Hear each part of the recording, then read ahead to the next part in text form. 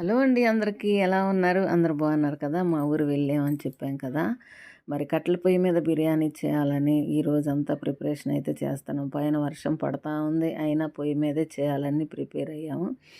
పొయ్యి మీద అయితే టేస్ట్ అనేది బాగుంటుంది, నాలుగు పక్కల మంట కూడా సమానంగా తగులుతుంది కదా. అందుకని కట్టెల పొయ్యి మీద ప్రిపేర్ చేయడానికి సిద్ధమయ్యాము.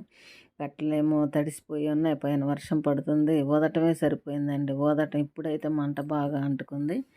ఇప్పుడు పలావ్ దినుసులు అన్నీ వేసి మసాలా దినుసులు, అల్లం వెల్లుల్లి పేస్ట్ ఇవన్నీ వేసి మగ్గిన తర్వాత తగినంత వాటర్ పోసుకొని అవి తెల్లుతుండగా ధనియాల పొడి, కొత్తిమీర, కరివేపాకు ఇవన్నీ వేసి ఇప్పుడు నానబెట్టిన రైస్ దాంట్లో వేసుకొని కొంచెం ధనియాల పొడి చల్లుకొని కొత్తిమీర వేసుకొని దించే ముందు కొంచెం అయితే దాంట్లోకి కలర్ అయితే కలిపామండి, ఫుడ్ కలర్. అసలు ఎంతో టేస్టీగా, ఎంతో హెల్దీగా కట్టెల పొయ్యి మీద బిర్యానీ మా ఊరు స్టైల్లో రెడీ అయిపోయింది. ఇంకెందుకు ఆలస్యం? వీడియో నచ్చింది కదా, ప్లీజ్ లైక్, షేర్, సబ్స్క్రైబ్ అండి. మరిన్ని ఇంట్రెస్ట్ వీడియోల కోసం ఛానల్ తప్పకుండా సబ్స్క్రైబ్ చేసుకోండి.